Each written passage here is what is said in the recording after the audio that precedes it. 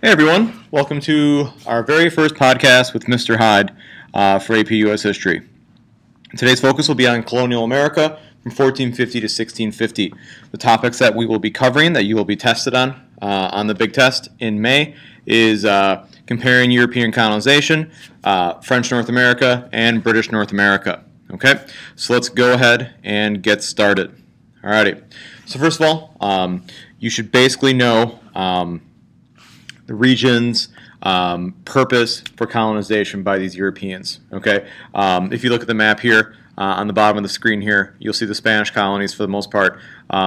Southwest United States of America, Mexico, Central America, and then the western portion of South America. Okay, you're going to see the Canadians here having much of the modern-day Great Plains, Great Lakes regions, and also St. Lawrence Seaway, with the British having the 13 colonies over here on the eastern seaboard, and also the areas of Canada surrounding the Hudson Bay. All right, motivations for coming. The French are always talked about as basically coming for fur.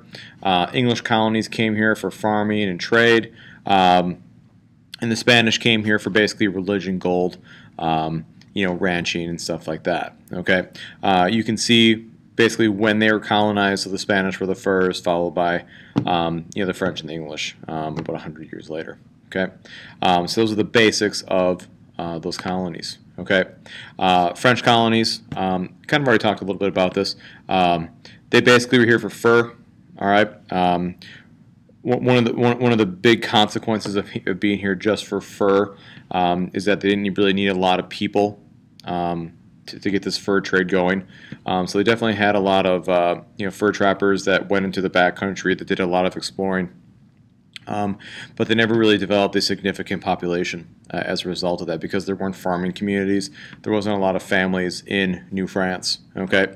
However, what we do see happening is, because the French work so closely with Native Americans in this fur trade, Native Americans and the French develop a pretty close relationship with one another. Okay, but because there's really not an intensive effort to really colonize New France, the French are eventually going to lose it to the British, who are going to have a much bigger population and basically overwhelm the French. And the French days in the New World are definitely numbered.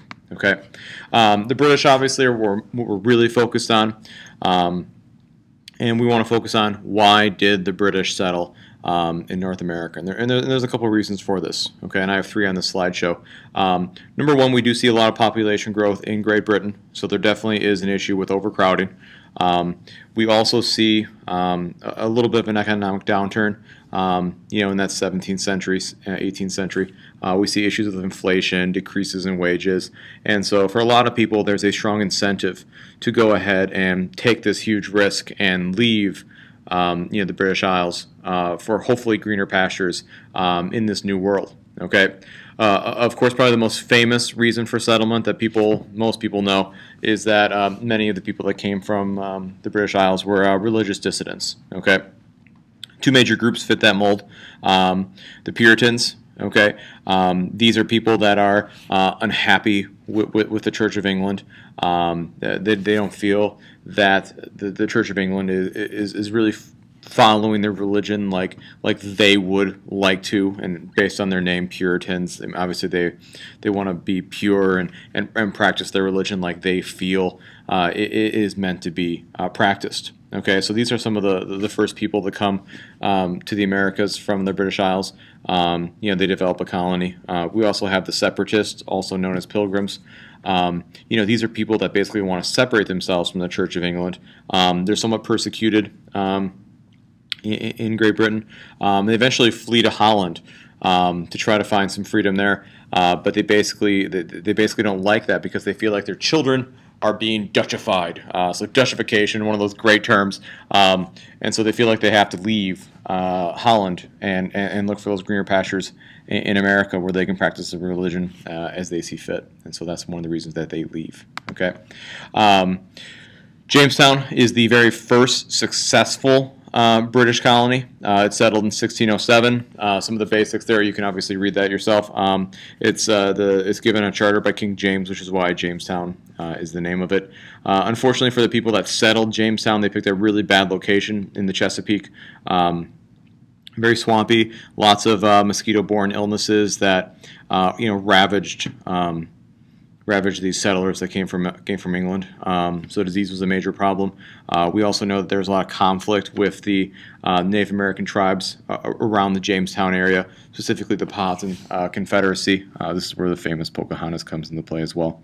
So Jamestown gets off to a really roughy start, but thankfully there's this immigrant named John Rolfe who brings tobacco seeds to this new world. And basically, tobacco becomes America's first cash crop. And you could actually argue that this nation is almost founded on tobacco.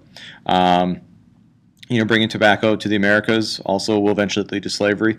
Slaves are brought into Jamestown by 1619. 1619 is a big year here because we see that. We also have our first representative government get formed, also in 1690, the House of Burgess. Okay, and like I already alluded to, Jamestown was not that successful at first because it was so difficult to basically keep people alive because of all the problems with disease.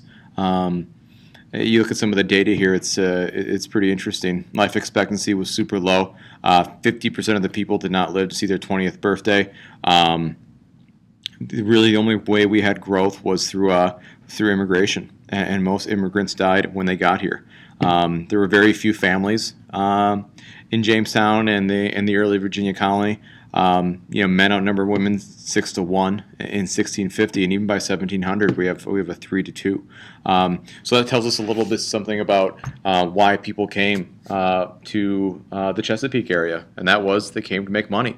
They didn't come to start families. It wasn't like up in New England and Massachusetts where people immigrated as families. You have a very weak family structure here in the Chesapeake at first, and a very strong family structure up in New England. Like I already mentioned, tobacco is a huge deal in this Chesapeake. You'll see some of the data there. Because tobacco is relatively labor intensive, you do need a lot of people to farm this, and so one of the first places that the early colonists turned to get that labor is indentured servants. Basically, an indentured servant is someone that would basically pledge to work a certain amount of years in return for travel or the trek to this new world. And then once they're free, they'll get some land and hopefully they can farm on their own. That rarely ever happened. There's a lot of basically pretty much every indentured servant has a pretty unhappy ending. There's a lot of sad stories there. So anyways, moving on, Massachusetts, which is a lot of times they might have you compare these two regions, the settlements in Massachusetts to the settlements in Jamestown, and kind of compare and contrast the similarities and differences there. But like I already mentioned, the Pilgrims or the Separatists, whatever you want to call them, they land in 1620. Some things to note about these guys. Before they come ashore, they sign the Mayflower Compact, which basically is a pledge to representative government. These guys also have a very rough start, much like their brethren down there in Jamestown. Disease, starvation were major issues. Sorry, the bell's going off there. But fortunately for them, they have many friendly Native American allies that assist them and kind of show them how to be successful and to survive in this area. 9 years later, we have the Puritans coming, and they basically have the Massachusetts Bay Colony that's established in 1629. These are also very, very religious people, but they get off to a much better start. They're much better equipped. There's a lot of them. It's not like the small band of pilgrims that came earlier. Okay, but anyways, New England, we see people are a lot more healthy there. There's a lot stronger family structure. The climate there's not so many mosquito-borne diseases that you find, down there in Jamestown. So life expectancy is much better, about 10 years better than people actually in England. Okay, so pretty good life in New England from the start, well, with the exception of obviously those pilgrims at first, but quickly a real quality, high quality of life is basically built in these New England areas. Okay. Anyways, if you want to pause this and look at this, it's a nice little regional comparison of the colonies. Also, if you want to have some thesis practice, here are some FRQ writing prompts to basically test your skills, so to speak. And then obviously you're free to contact me, follow me on Twitter. My website right there is right there. That's where you find all my podcasts and other study tools. My email address there, and my YouTube channel.